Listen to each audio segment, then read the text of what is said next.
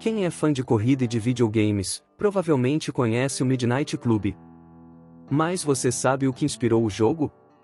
Vou contar para vocês, mas antes da gente ir pro vídeo, já deixe o seu like e se inscreva no canal. Era o fim da década de 80, e as grandes cidades do Japão eram dominadas por gangues de motociclistas chamadas Bosozoku, cuja atuação ia de corridas de rua até a atos de vandalismo e confrontos violentos com gangues rivais. Não é preciso pensar muito para concluir que eles não eram exatamente queridos por aquelas bandas. Os Bosozoku eram especialmente detestados pelos donos de esportivos preparados. Eles eram constantemente provocados pelos motociclistas e acabavam, às vezes, sendo obrigados a dar-lhes uma lição. Como? Acelerando e deixando a gangue de duas rodas para trás. Em 1987, alguns dos melhores pilotos de rua se reuniram para formar sua própria gangue de corridas de rua, movidos pela rivalidade e pela adrenalina de correr nas ruas. Então surgiu o Midnight Club, que tinha este nome porque as reuniões aconteciam sempre depois da meia-noite em um local predeterminado. O Midnight Club ficou conhecido por ser uma das gangues de rua mais longevas do Japão e pelos padrões de exigência extremamente altos para quem quisesse se tornar um membro.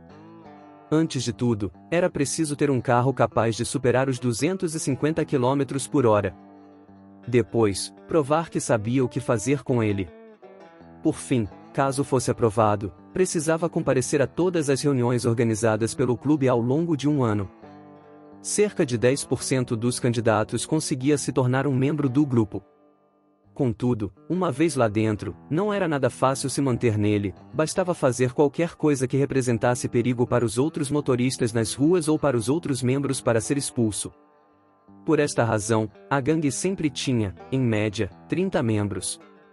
Um aspecto interessante era o modo como as reuniões eram organizadas. Para definir o local, um anúncio era postado na seção de classificados de um jornal de menor circulação.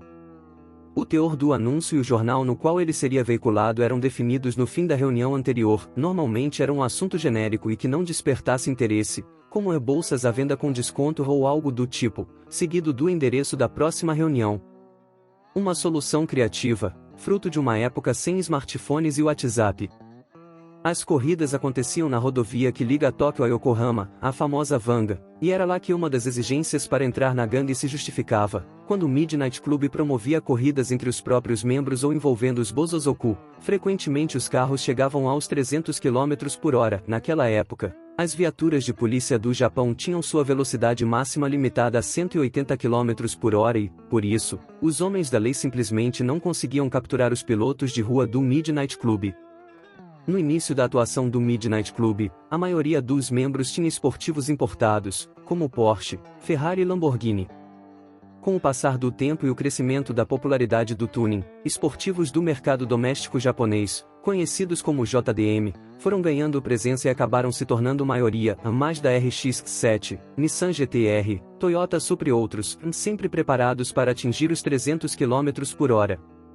Não era exatamente difícil reconhecer o carro de um membro, um retângulo branco com os dizeres Midnight Car Special, assim mesmo, com 2L, era colado no para-choque, bem como o nome da gangue no para-brisa. Esta última era especialmente para os Bosozokus reconhecessem e, caso vissem faróis piscando, soubessem que aquilo era convite para uma corrida.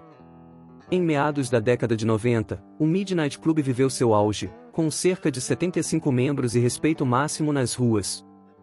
Os carros dos membros mais altos na hierarquia eram capazes de chegar aos 320 km por hora, com potência na casa dos 800 cavalos. Boatos circulavam de que alguns carros tinham até $2 milhões investidos em peças e preparação, e seus donos ganhavam a vida como empresários ou mecânicos de alto nível. Contudo, as leis no Japão começaram a trazer punições mais rígidas para quem fosse pego disputando rachas. Primeiro, o número de membros foi diminuindo até chegar a pouco mais de 40. Depois, não demorou muito mais para que algo desse bem errado, e boa parte dos que conhecem a história atribuem o fim do Midnight Club a seus maiores rivais, os Bosozoku. Era uma noite de sexta-feira em 1999. Um Bosozoku causava os problemas de sempre na Vanga, e foi visto por um membro do Midnight Club. Este piscou os faróis para se fazer notar, e os dois começaram a disputar uma corrida lá mesmo, atingindo velocidades superiores a 280 km por hora em pouco tempo. Dizem que o motociclista estava bêbado, perdeu o controle da moto e acabou batendo em um carro, que atingiu uma das paredes da pista, matando seu motorista na hora. Outros afirmam que, na verdade, 2 membros da gangue de motociclistas foram hospitalizados, além de 2 membros do Midnight Club e de 6 transeuntes. Não se sabe ao certo. O que se sabe é que havia mais uma regra no Midnight Club: se alguém fosse morto ou ferido, direto ou indiretamente, pelas ações de um membro da gangue, ela seria imediatamente dissolvida.